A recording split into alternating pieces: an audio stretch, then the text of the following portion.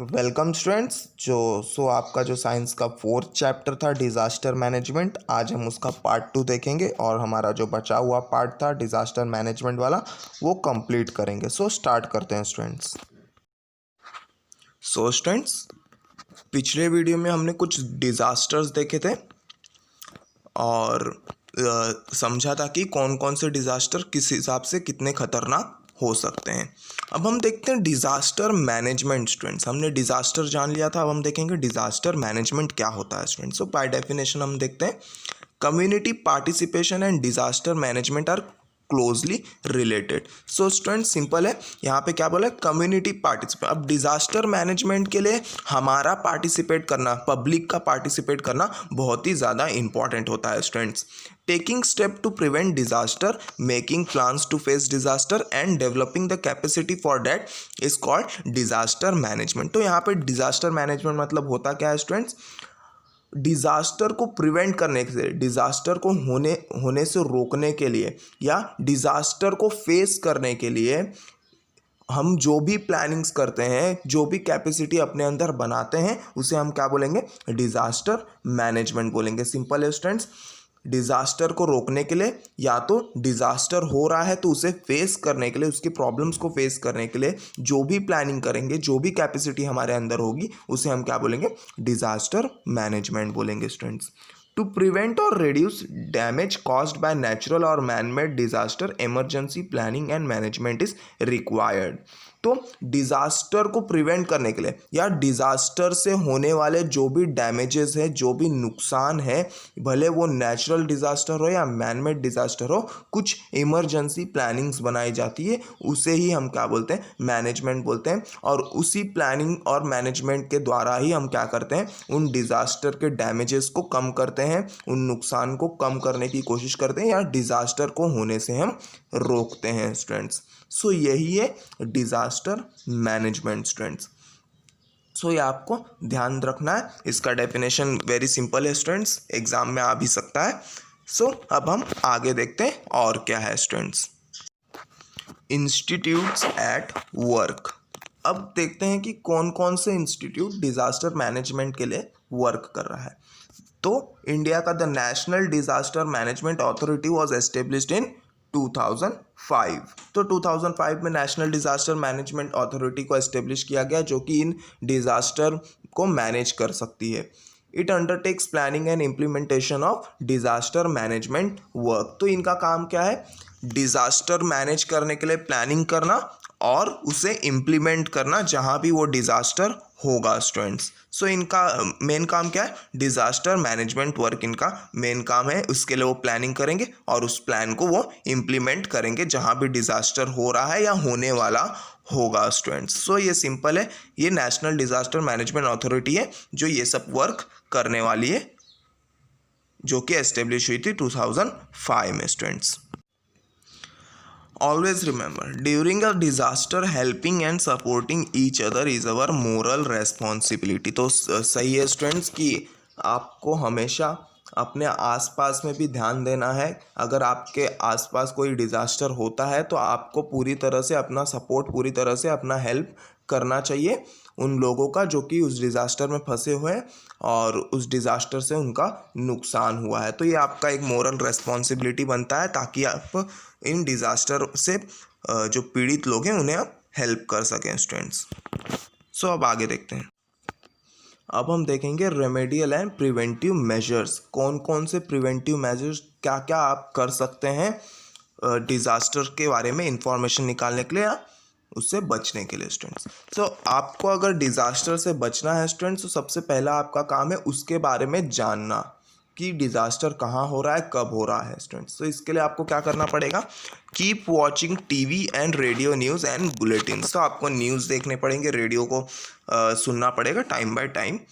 Use battery operated radios and mobile. Simple है students, आपको battery operated radios और mobiles को यूज़ करना है क्योंकि ये कैसे चार्जेबल होते हैं और अगर जो डायरेक्ट इलेक्ट्रिसिटी से होंगे तो उसे आपको डायरेक्ट कनेक्ट करना पड़ेगा और डिज़ास्टर के टाइम इलेक्ट्रिसिटी नहीं होती है स्टूडेंट्स, इसलिए बैटरी के रेडियोज़ और मोबाइल्स यूज़ करना पड़ेगा ताकि बैटरी हम चेंज कर सकें अगर हमारी बैटरी ख़त्म हो जाती है। Students, heed the warnings issued by meteorological department carefully. So आपको मेट्रोलॉजिकल डिपार्टमेंट से जो भी वार्निंग्स मिलती है उसे भी ध्यान देना है students. Use the website www.imd.gov.in। तो अगर आपको और भी इंफॉर्मेशन चाहिए और भी गाइडलाइंस चाहिए डिज़ास्टर के बारे में या डिज़ास्टर मैनेजमेंट के बारे में, तो आपको ये वेबसाइट पे विज़िट करना, आपको पूरी जानकारी मिल जाएगी। एक ऑफिशियल वेबसाइट है IMD द्वारा, इन जो गवर्नमेंट की वेबसाइट है, इसमें आपको पूरी जानकारी मिल जाएगी स्टूडेंट्स। सो आगे देखते हैं और क्या है। Landslides occur in hilly areas due to a cloudburst or a heavy rain. On such occasion, do not take shelter at the foot of the hill. So आपको एक और चीज़ ध्यान देना है स्टूडेंट्स, आपको कोई भी घर आपका जो है वो माउंटेन्स या हिल्स के फुट पे नहीं लेना है, नीचे नहीं लेना है। क्योंकि कभी कभी क्या होता है ना स्टूडेंट्स, ज़्यादातर की जो क्लाउड बर्स्ट होता है, बादल जो फटता है स्टूडेंट्स, वो ज़्यादा क्लाउड के ऊपर ही फटता है। और हैवी रेन्स वगैरह जब होती है तो वहाँ पे क्या होता है, वहाँ पे क्लाउड्स की जो मिट्टी होती है वो टूट के नीचे गिरने लगती है। जो मिट्टी से बना हुआ पार्ट होता है वो टूट के क्या होता है, नीचे गिरने लगता है। तो इससे एक बड़ा डिज़ास्टर हो सकता है अगर किसी का भी घर उस हिल के नीचे होगा स्टूडेंट्स। सिक्स्थ जो हमारा पॉइंट है, during floods do not linger in houses और areas on river banks, seek shelter in other safe places, move to safer places at a greater height, do not step in to the water current और drive a vehicle in to them. So अब floods के time आपको क्या करना है, आपको घर में नहीं रहना है, ना उस एरिया में रहना है जहाँ पे रिवर का किनारा होगा स्टूडेंट्स। और अपने जो शेल्टर्स है वो आपको हरदम सेफ प्लेसेस पे लेना है। और अगर आपका शेल्टर सेफ प्लेस पे नहीं है तो आपको किसी ग्रेटर हाइट पे जाके रुकना है स्टूडेंट्स। जैसे कि बिल्डिंग के टेरेसेस हो गए, सेकंड थर्ड फ्लोर पे आपको जाके रुकना है किसी की हेल्प लेके स्टूडेंट्स। और आपको बहते हुए उस पानी में, उस फ्लड में आपको नहीं जाना है, ना उसमें आपको कोई व्हीकल चलाना है। क्योंकि जो फ्लड का पानी जो फ्लो होता है उसका बहुत ही ज़्यादा होता है स्टूडेंट्स, वो आपको बहा के ले जाएगा, आप उसमें डूब सकते हो स्टूडेंट्स। सो ये सब कुछ बातें हैं जो आपको एक डिज़ास्टर से बचाएंगी। ये सब कुछ छोटी छोटी बातें होती हैं स्टूडेंट्स, जिसके वजह से बड़े बड़े हादसे जो होते हैं, बड़े बड़े डिज़ास्टर होते हैं, वो टल जाते हैं स्टूडेंट्स, और हमारा नुकसान काफ़ी कम होता है स्टूडेंट्स। आगे देखते हैं और कौन कौन से मेथड्स हैं। तो हमारा जो सेवेंथ पॉइंट है स्टूडेंट्स वो है, during an earthquake road splits open, the ground cracks, railway tracks get uprooted, hence when moving from one place to another ensure that the road is safer further on। अब देखो भूकंप के time, earthquake के time क्या होता है, roads जो होते हैं वो टूट जाते हैं स्टूडेंट्स, ग्राउंड्स जो होते हैं उनमें क्रैक्स आ जाता है, काफ़ी नीचे तक डीप क्रैक आ जाते हैं स्टूडेंट्स, रेलवे ट्रैक्स को उखड़ जाते हैं। तो ये अगर आप भूकंप के टाइम यहाँ से वहाँ अगर मूव कर रहे हैं स्टूडेंट्स, किसी सेफर जगह पे जाने की कोशिश कर रहे हैं, तो आपको ध्यान देना है कि वहाँ पे कोई ग्राउंड क्रैक ना हो और वहाँ का जो भी रोड हो, जिस रास्ते से आप जा रहे हैं, वो भी सेफ हो स्टूडेंट्स। तो हमारा 8 पॉइंट है, take shelter in relief camp as they provide medicines, food packets, drinking water, first aid etcetera. So जब भी कोई भी डिज़ास्टर होता है तो वहाँ पे डिज़ास्टर मैनेजमेंट वाले लोग कैंप्स लगाते हैं स्टूडेंट्स। तो आपको ध्यान देना है कि वो अगर वो कैंप लगा रहे हैं तो आप वहाँ पे जाके रहिए, वो आपको मेडिसिन्स प्रोवाइड करेंगे, आपको फूड प्रोवाइड करेंगे, वाटर प्रोवाइड करेंगे। अगर आपको कहीं चोट लगी है या कोई मेडिकल सिचुएशन है तो आपको फर्स्ट एड भी प्रोवाइड कर सकते हैं स्टूडेंट्स। हमारा 9th पॉइंट है, to get protection from fire, use fire extinguisher in public places like school, hospitals, railway stations, etc। अब स्टूडेंट्स क्या करना है हमें, स्कूल्स, हॉस्पिटल, रेलवे स्टेशंस में इधर पे ज़्यादा गर्दी होती है लोगों की, यहाँ पे अगर कोई डिज़ास्टर होगा तो ज़्यादा लोग की डेथ हो सकती है। इसलिए क्या किया जाता है, यहाँ पे हरदम आपको फायर एक्सटिंग्विशर्स दिखेंगे ही दिखेंगे। वो रेड कलर का जो सिलेंडर होता है स्टूडेंट्स, उसे हम फायर एक्सटिंग्विशर बोलते हैं। वो आपको हम आपके स्कूल में भी देखने मिला होगा, हॉस्पिटल्स में भी देखने मिला होगा, रेलवे स्टेशंस पे तो होता ही है स्टूडेंट्स। सो फायर से प्रोटेक्शंस के लिए हमें फायर एक्सटिंग्विशर हमेशा इंस्टॉल करके रखना चाहिए इन सब जगहों पे, ताकि जब कोई भी छोटा सा फायर लगे तो भी हम उसे बुझा दें और वो फायर पूरे इलाके में ना फैल सके स्टूडेंट। सो इससे एक बड़ा हादसा टल जाएगा, बड़ा डिज़ास्टर टल जाएगा स्टूडेंट। सो इस तरह से हम काफ़ी मेथड्स यूज़ कर सकते हैं, काफ़ी तरीके यूज़ कर सकते हैं डिज़ास्टर से कम डिज़ास्टर को रोकने के लिए या डिज़ास्टर को प्रिवेंट करने के लिए, या तो डिज़ास्टर से होने वाले नुकसान को कम करने के लिए स्टूडेंट्स। सो ये सब कुछ छोटी छोटी बातें थी स्टूडेंट्स। अब हम देखते हैं आगे क्या क्या हमें पढ़ना है स्टूडेंट्स। सो स्टूडेंट्स, आपको कोई भी डिज़ास्टर मैनेज करना है तो आपको ये चारों नंबर्स याद होने चाहिए, काफ़ी इंपॉर्टेंट नंबर्स है। तो पुलिस का नंबर आपको याद होना चाहिए 100, फायर ब्रिगेड का नंबर है 101, एम्बुलेंस का नंबर है 102, डिज़ास्टर मैनेजमेंट सेल का नंबर है 108। आप इस पे कॉल करेंगे तो आपको इमरजेंसी सर्विस तुरंत ही मिलेगी, हाफ एन आवर में स्टूडेंट्स। फर्स्ट एड, तो स्टूडेंट्स बहुत इंपॉर्टेंट है कि अगर कोई कहीं भी कुछ भी डिज़ास्टर होता है तो ऑब्वियस है किसी ना किसी को चोट लगने वाली है। सो फर्स्ट एड देना बहुत ही इंपॉर्टेंट होता है students. In day to day life sometimes we have to face disasters और accidents of varying proportions. On such occasion it is necessary to give some immediate aid even before medical treatment becomes available. So simple है student, disaster के time क्या होता है कि जल्दी आपको जो मेडिकल सर्विसेज होती हैं वो थोड़ी सी लेट मिलती हैं, क्योंकि डिज़ास्टर की वजह से कभी कभी रोड्स ख़राब हो जाते हैं, कभी कभी फ्लड्स में मेडिकल सर्विसेज नहीं आ पाती हैं। तो फर्स्ट एड बहुत ही इंपॉर्टेंट होता है किसी भी मेडिकल ट्रीटमेंट के पहले। तो आप अगर कोई भी डिज़ास्टर फेस करते हैं, एक्सीडेंट फेस करते हैं, तो आप दूसरों की हेल्प कीजिए उसे फर्स्ट एड पहुंचाने के लिए, अगर आपके पास वो अवेलेबल है तो। इसलिए फर्स्ट एड बहुत ही इम्पॉर्टेंट है स्टूडेंट्स किसी भी मेडिकल ट्रीटमेंट के पहले, जो किसी की जान भी बचा सकती है students.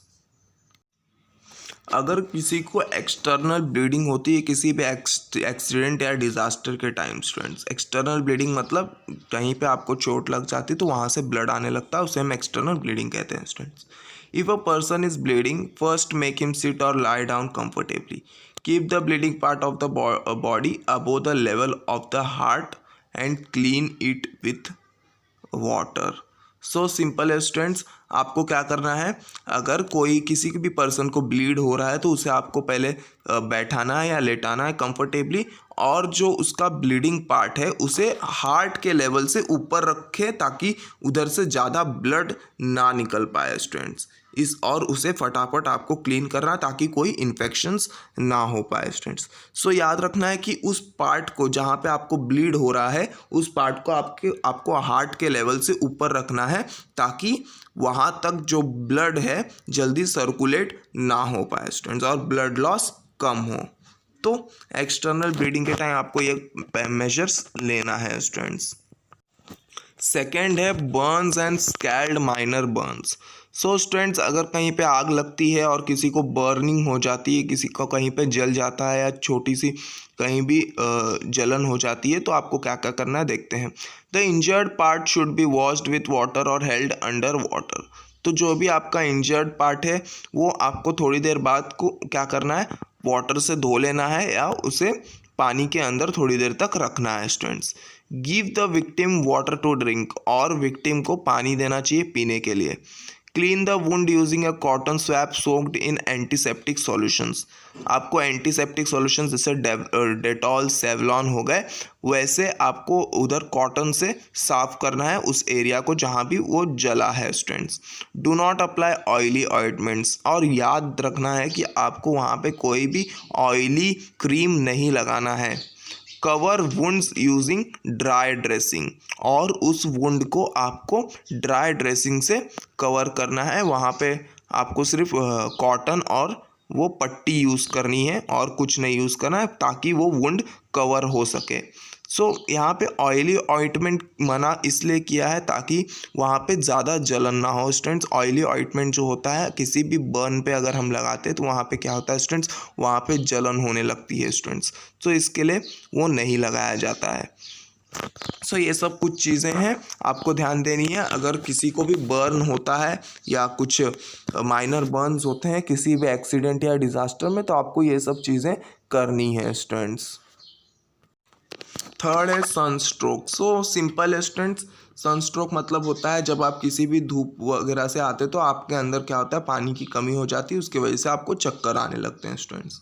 When we work in sun continuously for a long time, the body loses a lot of water and minerals. That is the reason for the sunstroke. तो मैंने आपको पहले बताया क्या होता है, जब आप कोई भी काम या खेल रहे हैं, कोई भी काम कर रहे हैं धूप में continuously for a long time, तो आपके बॉडी से काफ़ी अमाउंट में वाटर क्या होता है, लॉस होता है, मिनरल्स लॉस होते हैं स्टूडेंट्स। सो इसके वजह से क्या होता है, आपको चक्कर आता है, आपको कुछ समझ में नहीं आता है, तो इसे ही हम क्या बोलते हैं, सनस्ट्रोक्स बोलते हैं। आपको काफ़ी पसीना आएगा, काफ़ी गर्मी जैसा लगेगा स्टूडेंट्स। सो यही होता है सनस्ट्रोक्स। सो आपको क्या क्या करना है अगर किसी को सनस्ट्रोक्स आता है तो वो ध्यान देना है। तो रेमेडियल मेजर हम देख लेते हैं हम क्या क्या कर सकते हैं। Take the patient to a cool place और इन अ शेड। तो उस पेशेंट को आपको छाँव में ले जाना है या किसी कूल शेड में ले जाना है। Sponge the whole body with cold water. और कोल्ड वाटर से उसके पूरे बॉडी को क्या करना है, उसके पूरे बॉडी को एक टाइप से आपको साफ करना है कोल्ड वाटर से students. Place a cloth soaked in cold water on the neck. और उस पेशेंट के गले पे आपको क्या करना है, कोल्ड वाटर से सोखा हुआ कपड़ा उसके गले पे आपको रखना है students. Give plenty of water और लिक्विड लाइक शरबत्स टू ड्रिंक। तो शरबत जैसे या पानी है आपको उसे देना है, जैसे कि ORS सॉल्यूशन, ग्लूकोज सॉल्यूशंस हो गया, ग्लूकॉन डी हो गया, अगर ये सब रहेगा तो काफ़ी अच्छा है स्टूडेंट्स पेशेंट के लिए। If the patient feel like vomiting make him lie prone that is on his her abdomen with the head turn to one side. अगर पेशेंट को वॉमिटिंग फील हो रही है स्टूडेंट्स, सो उसे क्या करना है, उसे आपको एक साइड करवट करके आपको उसे लेटाना है स्टूडेंट्स। उसके सर को आपको क्या करना है, एक साइड टर्न करना है स्टूडेंट्स।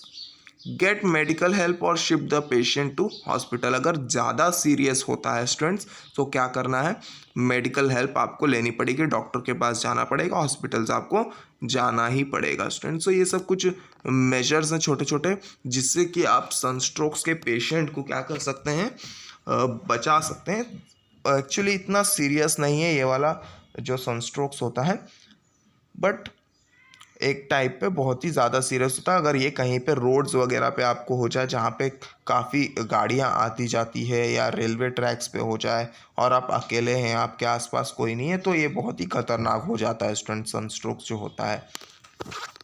सो आप सनस्ट्रोक से तो डेथ नहीं होगी बट कुछ एक्सीडेंट से डेथ हो सकती है स्टूडेंट्स। काफ़ी ऐसे केसेस है जैसे कि बाइक चलाते चलाते बहुत सारे लोगों को सनस्ट्रोक हो जाता है और उनकी डेथ हो जाती है एक्सीडेंट से। सो ये सब कुछ चीज़ें हैं आपको ध्यान देनी है। जिस भी पर्सन को सनस्ट्रोक होता है उसके साथ आपको ये सब चीज़ें करनी पड़ेंगी स्टूडेंट्स। अब हम आगे देखते हैं और कौन कौन सी चीज़ें हैं। सो फोर्थ है हमारा स्नेक बाइट, सांप का काटना स्टूडेंट्स, बहुत ही सीरियस है, किसी को भी कभी भी स्नेक बाइट कर सकता है students. There are nearly 2000 species of snake. So all around the world 2000 species of snakes हैं स्टूडेंट्स, 2000 अलग अलग टाइप के स्नेक्स हैं। Of this only a few like cobras, krait, vipers and sea snakes are poisonous. तो इनमें से कुछ ही snacks poisonous होते हैं, जैसे कि कोबराज हो गए, कॉमन क्रेट जो कि घर के आसपास होते ही होते हैं स्टूडेंट्स, वाइपर्स और सी स्नेक। तो ये सब कुछ स्नेक्स होते हैं जो काफ़ी पॉइजनस होते हैं स्टूडेंट्स, काफ़ी poisonous. Therefore all snake bites are not fatal. तो इसलिए सभी स्नेक बाइट्स इतने डेथली नहीं होते हैं कि डायरेक्टली डेथ हो जाए students. However fear causes severe psychological shock which can result in a death. पर हो सकता है कि अगर आपको सांप काटता है और आप डर जा रहे हैं कि आपको सांप काट लिया, इस हिसाब से आप डर जा रहे हैं, तो आपको एक साइकोलॉजिकल शॉक लगता है जिसके वजह से आपकी डेथ हो सकती है, जिसे हम हार्ट अटैक भी कहते हैं students. If you come across a snake contact सर्प मित्र rather than killing the snake at once. So students, आपको क्या करना है, अगर आप कहीं पे स्नेक वगैरह देखते हैं स्टूडेंट्स, सो आपको एक सर्पा मित्र करके एक कम्युनिटी है, उन्हें कांटेक्ट करना है, ना कि उस स्नेक को मारना है स्टूडेंट्स। आपको एक सर्प मित्र करके एक ऑर्गेनाइजेशन, एक कम्युनिटी है, उन्हें कॉल करके आपको बुलाना है, ताकि वो स्नेक को पकड़ के किसी सेफ जगह पे छोड़ देंगे स्टूडेंट्स, ना कि आपको उस स्नेक को किल करना है। सो स्टूडेंट्स, कुछ रेमेडियल मेजर्स देख लेते हैं। अगर किसी को सांप काट लेता है, किसी को स्नेक बाइट हो जाता है, तो कैसे हम उनके साथ बिहेव करेंगे या कैसे क्या करना है हमें। तो फर्स्ट है wash the wound with water. जहाँ भी उस स्नेक ने बाइट किया है उस जगह को आपको क्या करना है, अच्छी तरह से साफ करना है। Give emotional support to the patient, और पेशेंट को हरदम आपको धीरज दिलाना है कि कुछ नहीं होगा, तो उसे आप एक टाइप से एक इमोशनल सपोर्ट देना है आपको।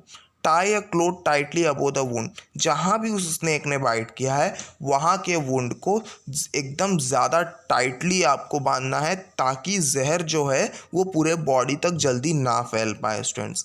गेट इमीडिएट मेडिकल हेल्प, और जितना जल्दी हो सके पेशेंट को आपको हॉस्पिटल लेके जाना है, पेशेंट को किसी भी तरह से मेडिकल हेल्प आपको देना है स्टूडेंट्स। सो ये सब कुछ आपको करना है जब कहीं भी किसी को भी स्नेक बाइट कर लेता है या स्नेक किसी को भी काट लेता है, तो आपको ये सब ध्यान देना पड़ेगा स्टूडेंट्स। सीरियस बर्न, अगर किसी को बहुत ही ज़्यादा मतलब पूरी तरह से वो बंदा जो है किसी एक्सीडेंट में जल चुका है स्टूडेंट्स, पर अभी भी ज़िंदा है या काफ़ी हद तक वो जल चुका है, तो उसे किस तरह से आपको हैंडल करना है वो भी आपको आना चाहिए स्टूडेंट्स। गिव इमोशनल सपोर्ट, तो उसे आपको हरदम इमोशनल सपोर्ट देना चाहिए कि आपको कुछ नहीं होगा, कुछ नहीं हुआ है, ज़्यादा कुछ नहीं हुआ है students. Cover the wound with sterilised cloth, और उस वुंड को ट्राई करो कि एकदम साफ़ सुथरे कपड़े से आप उसे ढक सके, ताकि वहाँ पे कोई इन्फेक्शन ना हो पाए। Remove jewellery, shoes etcetera if easily possible, और उसके बॉडी पे उसके शूज़ जो है, उसके ज्वेलरी जो है, अगर निकाल सकते हैं तो आप निकाल दीजिए students.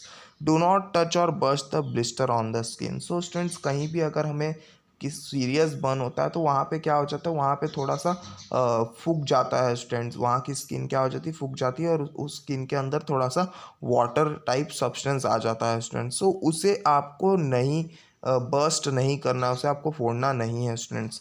Do not apply oily ointments, तो ये आपको ध्यान देना है कि कहीं भी अगर आपको जलता है तो वहाँ पे आपको ऑयली ऑइंटमेंट्स नहीं लगाना है students. Do not try to remove the cloth if it is stuck to the burn skin, और वहाँ के क्लोथ्स को आपको नहीं निकालना है जहाँ भी आप जले हैं। अब देखो स्टूडेंट्स, अगर काफ़ी सीरियस बर्न होता है तो क्या होता है, बहुत ही ज़्यादा सीरियस हो जाता है, वहाँ पे जो क्लोथ्स होते हैं वो जल के वहीं पे स्टिक हो जाते हैं, तो उस क्लोथ को आपको नहीं निकालना है students. If the patient is conscious give water to drink, but avoid tea और कॉफ़ी और अदर स्टिमुलेटिंग ड्रिंक्स। अगर पेशेंट बेहोश नहीं हुआ है स्टूडेंट्स, तो उसे पानी दीजिए, पर चाय वगैरह, शरबत वगैरह, आपको कॉफ़ी वगैरह नहीं देना है स्टूडेंट्स।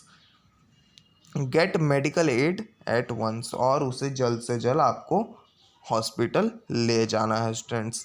सो ये सब कुछ चीज़ें हैं, जब किसी को भी सीरियस बर्न होगा स्टूडेंट्स, तो ये सब चीज़ आपको ध्यान देनी, ये सब चीज़ आपको उनके साथ करनी पड़ेगी स्टूडेंट्स, ताकि वो जो बंदा है वो ज़िंदा रह सके, या वो उसे हम जल्द से जल्द हॉस्पिटल ले जाएं स्टूडेंट्स। सो फिफ्थ है dog bite. In a dog bite, there is a risk of infection through the blood, hence first aid and medical help are necessary. So लगभग सभी लोग को एक ना एक बार डॉग बाइट करता है स्टूडेंट्स। सो काफ़ी लोग को किया भी होगा स्टूडेंट्स। सो इसमें बहुत ही ज़्यादा रिस्की होता है, अगर हम इसका इलाज ना करें तो हमें रैबीज़ हो सकता है स्टूडेंट्स। रैबीज़ क्या है, एक टाइप का इन्फेक्शन होता है स्टूडेंट्स, हम डॉग की तरह बिहेव करने लगते हैं कुछ हद तक। तो स्टूडेंट्स, ये एक इन्फेक्शन होता है जो ब्लड के थ्रू फैलता है स्टूडेंट्स। सो इसके लिए हमें मेडिकल हेल्प लेनी पड़ती है स्टूडेंट्स। सो कुछ रेमेडियल मेजर्स देख लेते हैं इसके लिए भी। Wash the wound with a solution of potassium permanganate और अदर एंटीसेप्टिक। तो जहाँ भी आपको डॉग ने बाइट किया है उस जगह पे आपको एंटीसेप्टिक से अच्छी तरह से वॉश करना है आपके जो घाव को। Cover the wound with a clean and dry cloth, और उस वुंड को कवर करके रखना है ताकि वहाँ पे कोई इन्फेक्शन जल्दी हो ना students. Get a doctor help and an injection of antiseptic rabies vaccine, तो आपको डॉक्टर के पास जाना है, आपको एंटी रेबीज़ वैक्सीन्स लगाना पड़ेगा स्टूडेंट्स, ताकि आपको रेबीज़ का इन्फेक्शन ना हो स्टूडेंट्स। सो जल्द से जल्द आपको डॉक्टर के पास जाना है, डॉक्टर से कंसल्ट करना है और डॉक्टर आपको देगा एंटी रेबीज़ का वैक्सीन, ताकि आपको डॉग बाइट के वजह से किसी तरह का रेबीज़ या किसी तरह का इन्फेक्शन ना हो स्टूडेंट्स। फर्स्ट डे में आपको वो 2 इंजेक्शन लगाएगा, एक एंटी रेबीज़ वैक्सीन का लगाएगा और एक एंटीबायोटिक का लगाता है स्टूडेंट्स, और फिर सेकेंड थर्ड डे पे वो फिर से वो वैक्सीन लगाएगा स्टूडेंट्स आपको बुला के। सो इस तरह से आपको ध्यान देना है अगर किसी को भी डॉग बाइट करता है स्टूडेंट्स। सो अब तक इतना है स्टूडेंट्स, आपका जो चैप्टर है वो ख़त्म हो चुका है स्टूडेंट्स। नेक्स्ट वीडियो में न्यू चैप्टर स्टार्ट करेंगे। सो थैंक यू स्टूडेंट्स, मिलते हैं नेक्स्ट वीडियो में।